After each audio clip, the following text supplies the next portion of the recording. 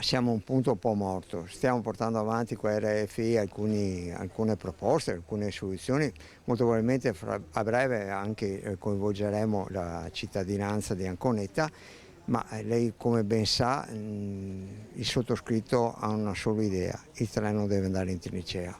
Al quartiere Anconetta la questione dell'eliminazione delle barriere del passaggio a livello non deve passare in secondo piano rispetto alla TAV e ad altri progetti che riguardano il traffico merci su rotaia. Il comitato cittadino ribadisce la necessità, per evitare di stravolgere il quartiere, di far passare il treno in trincea dopo decenni di attese e promesse.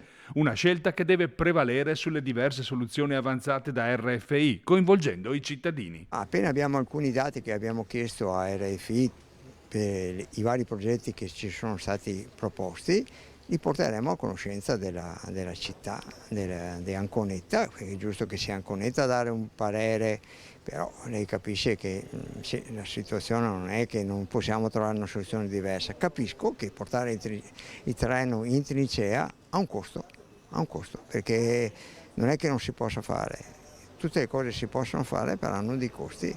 Qua RFI deve mettere la mano sul portafoglio e come diciamo noi veneti, tira fuori i schegni.